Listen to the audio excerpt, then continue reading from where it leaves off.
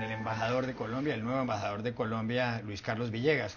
Y es importante que esté aquí porque el pasado 3 de diciembre, hace muy pocos días, vino a Washington a una reunión en la Casa Blanca con el presidente de Estados Unidos, Barack Obama, el presidente colombiano Juan Manuel Santos. Y se respira un nuevo aire en las relaciones entre los dos países. Embajador, gracias por estar aquí. Gracias por la invitación, Juan. ¿En qué consiste este nuevo relanzamiento de las relaciones de Colombia y Estados Unidos que está clarísimo? En que hemos podido superar la agenda tradicional, esa agenda centrada en la seguridad colombiana, en cómo preservar la integridad de la democracia colombiana, que pues como lo saben en el mundo, ha estado amenazada en tiempos anteriores por casi todas las amenazas que puede tener un sistema democrático, desde terrorismo hasta crimen organizado, desde inseguridad ciudadana hasta pobreza y parálisis económica. Entonces, hoy la nueva Colombia se presenta en los Estados Unidos con posibilidades de ayudar en el hemisferio, ya no solo de recibir cooperación, sino de dar cooperación a terceros. Hemos construido unas capacidades en estos años, gracias a la cooperación internacional y gracias a una cooperación con los Estados Unidos muy activa, unas capacidades que nos permiten saber más en la lucha contra el crimen organizado, por ejemplo, contra el lavado de activos, contra el secuestro. La capacidad de investigación de nuestra policía es sumamente confiable, la capacidad de preservar las finanzas públicas de la contaminación de las cuentas que vienen de actos criminales. Y esa nueva agenda nos ha redescubierto, ha hecho que Colombia parezca como una potencia energética, que tiene petróleo, que tiene carbón, que tiene unos recursos hídricos inmensamente grandes, que tiene gas. Como una sociedad que ha podido cambiar de una manera dramática en sus ingresos, en su exigencia política, en su participación en el sistema político, y que pues puede exigir, por ejemplo, conectividad, masificación del Internet, que nuestros 1.100 municipios estén conectados con banda ancha en las próximas semanas, cosas impensables hace 5 o 10 años. Pero también además, que sea posible que recibamos de fuera un gran espaldarazo y un gran apoyo a nuestro proceso de paz. Y eso se vivió en la visita del presidente Santos, un apoyo explícito y público del gobierno y yo diría de la sociedad de los Estados Unidos. Mire, Colombia llegó a su peor momento en las relaciones con Estados Unidos en los últimos 100 años quizá, en 1994, cuando fue elegido presidente Ernesto Samper. Entró dinero del narcotráfico a la campaña de Samper. Estados Unidos le retiró la visa al presidente Samper. Posteriormente vino la presidencia de Andrés Pastrana, donde se impulsó un proceso de paz, un diálogo con las FARC que no fructificó, pero en ese momento se diseñó el llamado Plan Colombia, por el cual Estados Unidos le daba a Colombia alrededor de 700, 800 millones de dólares al año, principalmente para las Fuerzas Armadas, para la lucha contra el narcotráfico. Vinieron posteriormente a Pastrana los gobiernos, 2 gobiernos de Álvaro Uribe y ahora el de Juan Manuel Santos. Colombia por muchos años llegó a estar en la lista de estados fallidos de la revista Foreign Policy. Era una especie casi que de país paria, a pesar de que era el tercer país receptor de ayuda norteamericana, detrás de Israel y Egipto en ese momento. ¿Cómo cambió Colombia? ¿Por qué cambió Colombia? Yo creo que no hay una historia de éxito en el mundo en desarrollo mejor que la colombiana en ese sentido. Y le doy algunos datos que pueden ser útiles para la audiencia, sobre todo latinoamericana. Nuestra economía era la 7ª economía de América Latina hace 12 años. Hoy es la número 3, después de Brasil y Argentina. Después de Brasil y México, perdón. Estamos superando a Argentina en tamaño de PIB, con una renta por habitante que rondaba los $2.000. A 31 de diciembre, ahora, dentro de 15 días, estaremos superando los $9.000 por colombiano, que eso en paridades de poder adquisitivo. ¿Cuánto compran esos $9.000? Nos sube por allá a 12.500 o 13.000. Con un comercio exterior que era 20.000 millones de dólares y que este año va a ser 120.000 millones de dólares y una inversión extranjera, otra vez récord, de casi 16.000 millones de dólares. Es decir, en la sola economía encuentra uno un cambio dramático, que nos ha permitido al mismo tiempo ser autosuficientes en petróleo. Hace 12 años estamos muy próximos a importar petróleo, En 5 años, de aquí al 2016, estaremos produciendo la mitad de lo que produce Venezuela en materia petrolera. Eso tampoco era pensable hace 10 años. Y en materia política, pues con todas las discusiones que se dan en Colombia, que usted las sabe mejor que yo, Juan, es una democracia vital, viva, que se puede presentar con todo orgullo a cualquier examen en materia democrática. Y que eso nos hace, con nuestra capacidad, además de defender la institucionalidad, especialmente el crimen organizado, pues una potencia regional de primer orden. Mire, pero todo eso suena muy bien, pero lo cierto es que Colombia es uno de los países más inequitativos del mundo, donde la brecha entre ricos y pobres es mayor. ¿Por qué no ha podido resolver ese problema Colombia? Yo creo que en el centro está el conflicto, y ese es el que tenemos que superar. A pesar de que el conflicto armado hoy en Colombia está circunscrito a algunas regiones, de todas maneras es un obstáculo para que nuestra velocidad para ser país desarrollado crezca. Pero la buena noticia es que a pesar de esa inequidad, en los últimos 5 años el índice de Gini ha llegado a proporciones nunca antes imaginadas. Para los que no son expertos, eso funciona entre 1 y 0. 0 el más equitativo y 1 el más inequitativo.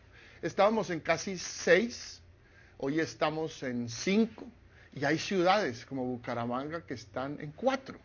O sea, el esfuerzo de superar la inequidad ha dado unos resultados a unas velocidades realmente sorprendentes y que hacen que haya bastantes organismos internacionales interesados en saber cómo lo hemos hecho. Eso se debe básicamente a que la renta pública, la capacidad del Estado de hacer política social, se multiplicó por 2 o 3 veces en los últimos 5 años. Colombia tiene hace poco tiempo un tratado de libre comercio con Estados Unidos. Hubo críticas en muchos sectores colombianos a ese acuerdo, y las hay todavía, especialmente en el campo. ¿Ha sido útil el TLC, el Tratado de Libre Comercio, para Colombia con Estados Unidos, o ha sido perjudicial? No, altamente útil. La economía de los Estados Unidos ha sufrido una crisis grave en los últimos años. Apenas estamos viendo síntomas de recuperación. Gracias al tratado pudo pasar la relación económica bilateral indemne esa crisis. Vaya usted, mire los países que no tienen tratado con los Estados Unidos, a qué se redujeron sus cifras de comercio exterior y de inversión. En cambio, en nuestro caso, mantuvimos y crecimos las cifras. Estamos rondando los 40.000 millones de dólares de comercio exterior bilateral este año, y la inversión, que es mayoritariamente de los Estados Unidos, pues está llegando, como dije, a cifras realmente récord en nuestra historia. El tratado es un instrumento de modernización, y lo importante es que así se entienda por los sectores productivos colombianos, que allí hay la gran oportunidad de modernizar nuestro sector productivo. Pero ¿y los campesinos que se quejan, por ejemplo, los cultivadores de papa, los cultivadores de arroz? Yo creo que si usted mira en realidad las cifras, yo creo que muy pocas papas traídas de alguna parte distinta a Boyacá o Nariño a los platos de las familias colombianas. El tema de la papa es un tema que es tan viejo como la papa, que es un producto que se acumula y no se puede guardar. Usted no puede tener un silo con papa durante 12 meses, se la tiene que comer o la tiene que botar. Entonces el tema de la papa se reduce a cómo hacemos para comercializar a tiempo, sembrar y planificar a tiempo. Pero ese no es el argumento, la papa, para decir que Colombia se tiene que aislar de los grandes movimientos económicos internacionales. En su visita a la Casa Blanca el pasado 3 de diciembre, el presidente Santos le propuso a Obama lo que él llamó una gran alianza para la prosperidad y la paz. Y empezó presentándola como algo que había que lanzar 50 años después, un poco más de 50 años después de la famosa Alianza para el Progreso que puso en marcha el presidente John F. Kennedy, asesinado hace poco más de 50 años en Dallas, y que llevó 20.000 millones de dólares de la época a varios países de América Latina. ¿No será un poco pretencioso de parte de Santos hacer semejante propuesta en la oficina oval de la Casa Blanca, digo, viniendo de un presidente latinoamericano, cuando uno esperaría que esa fuera una iniciativa convocada por Washington para tener mejores relaciones con el resto del hemisferio? ¿No es quizá un poco arrogante eso? Pues yo creo que esa es la nueva Colombia, una Colombia que se atreve a hacer esa clase de propuestas. Usted no me estaría preguntando eso si la propuesta hubiera sido hecha hace 15 años. Pero esa nueva Colombia de hoy, que tiene espacio para opinar, espacio para que los demás vengan a ver cómo se hacen bien algunas cosas, se puede atrever a hacer esa clase de propuestas. Camine al país más importante del hemisferio, hagamos una alianza de modernización de nuestra democracia, de conexión plena a la tecnología de nuestros ciudadanos y de cooperación en materia de seguridad, en lucha contra el crimen organizado y el narcotráfico a terceros países. Eso es una propuesta que trasciende la Guerra Fría y que más bien nos pone a pensar en un hemisferio donde la cooperación en los temas sustanciales sea lo fundamental. Yo creo que esa propuesta del presidente Santos se va a quedar, usted la va a ver rondando más tiempo, y yo espero que con esos tres ingredientes, educación, tecnología, energía y cooperación en seguridad a terceros, la podamos ver puesta en marcha en el hemisferio en los próximos años. Y Obama, que no contestó nada ante la propuesta de Santos delante de la prensa en la oficina Oval, por lo menos públicamente, ¿dijo algo en privado? ¿Le llamó la atención esa propuesta? Es más, ya esta semana nos hemos sentado con la Casa Blanca y el Departamento de Comercio a diseñar cuáles son los elementos de esa nueva agenda, cuáles serían los elementos de esa nueva alianza. Va bien, ya le estaré contando. Usted, aparte de haber sido por varios años, por muchos años, presidente de la ANDI, la Asociación Nacional de Industriales, lo que en España, por ejemplo, llamaría la patronal, fue miembro del equipo negociador de paz en estos diálogos con las FARC que tienen lugar en La Habana. ¿Usted cree que va a haber paz? Porque era un proceso que supuestamente iba a durar máximo un año, iba a terminar el pasado mes de noviembre, según se había dicho en un comienzo. ¿Usted cree que eso va a funcionar? Lo creo y lo deseo, porque, como he dicho, los cambios dramáticos para bien que ha sufrido Colombia, bien podrían ser aún más impresionantes si pudiéramos sacar de nuestra mesa de discusión el tema del conflicto. Un conflicto que no está ya atentando contra la estabilidad democrática o contra la libertad de empresa o contra la economía de mercado, pero sí está atentando contra la posibilidad de crecer más, de disminuir más la pobreza, que bajó de 60 a 30%, que este año puede estar por debajo de 30%, pero que podríamos también decir en 5 años u 8 vamos a bajar a 10 o a 12% la pobreza. Eso es posible sin el conflicto. Entonces, eso es necesario, y digo que es posible porque creo que las condiciones, como lo ha dicho el presidente Santos, están dadas. En primer lugar, un balance militar que definitivamente, inexorablemente está a favor del Estado. En segundo lugar, una comunidad internacional apoyando ya no el proceso, sino al Estado colombiano en el proceso. Esa es una sutileza, pero que hace una gran diferencia. En tercer lugar, porque tenemos un Estado que es capaz de tener los recursos para solucionar temas ancestrales de Colombia, bicentenarios, como son el tema rural y la solución en materia de tierras, acceso al crédito, acceso a la tecnología, a las carreteras, a la irrigación, etc. Hoy el Estado colombiano es capaz de hacer eso. Vuelvo a mis cifras, que son mi obsesión. Hace 10 años el presupuesto público era 30.000 millones de dólares. El del 2014 es de 120.000 millones de dólares. Somos capaces ya como Estado de atender esos puntos cruciales, sobre todo en lo rural. Yo soy optimista, espero que tengamos un acuerdo con las FARC en un momento difícil que va a coincidir con las elecciones colombianas, pero yo creo que podemos hacerlo. ¿Usted cree que Santos, el presidente que se lanzó a la reelección, va a ser reelegido? Los comicios son el próximo mes de mayo. Pues yo creo que sí, eso es lo que pinta. Una última pregunta que tiene que ver con el nuevo embajador de Estados Unidos en Colombia, el señor Kevin Whitaker. El miércoles de esta semana tuvo lugar una audiencia en el Comité de Relaciones Exteriores del Senado en Washington para confirmar el nombramiento del señor Whitaker como embajador en Colombia. En algún momento dado, uno de los senadores le hizo una pregunta acerca del caso de Gustavo Petro en Colombia. Petro es el alcalde de Bogotá y acaba de ser destituido en un fallo de primera instancia por el Procurador General de la Nación, Alejandro Ordóñez. El procurador es un hombre no elegido popularmente y ha habido una gran serie de reproches a este fallo del procurador internacionalmente. sobre todo, y nacionalmente también, por el hecho de que dicen que detrás de eso hay un móvil ideológico, en el sentido de que el procurador es un hombre muy conservador, mientras que el alcalde de Bogotá viene del M-19, un grupo guerrillero, y se desmovilizó y está haciendo política.